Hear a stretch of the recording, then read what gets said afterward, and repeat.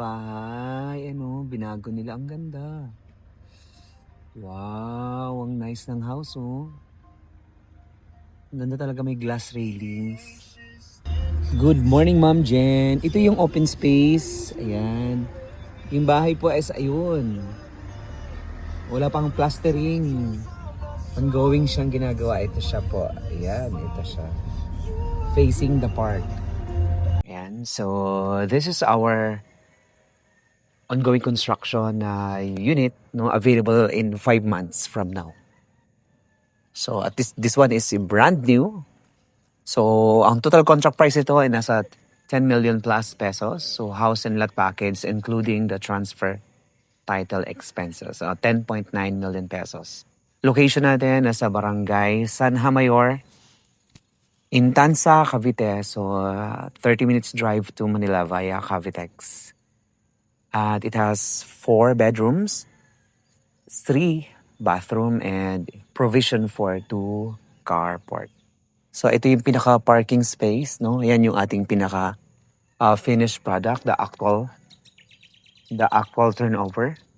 Ayan, so may-ari na po ito. Things pwede natin gawing glass.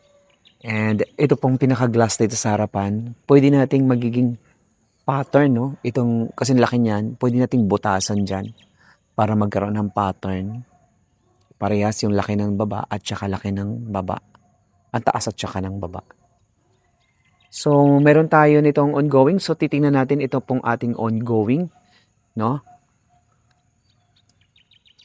Okay, ang kapal ng ating hollow blocks. Ayan.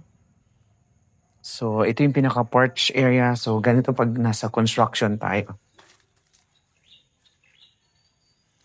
Ayan, maluwag. Ito yung pinaka-ground floor area.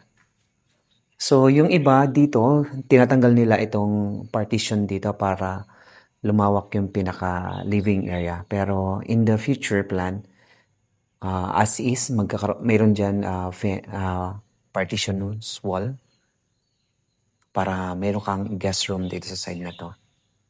Yan. Right, so makikita mo yung mga beam. Okay, may curing period to. So this is a traditional way na ginagawa.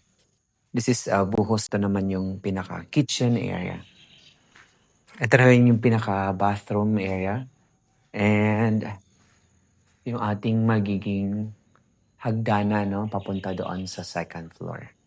So in 5 months, so today is January, February, March, April, and May, June, RFO na siya.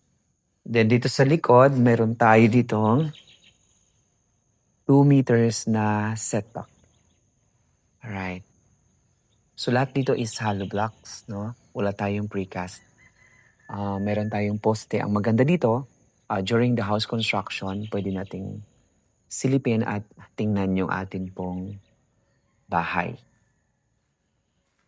So floor area of 130.35. So ang lapad ng house. Alright.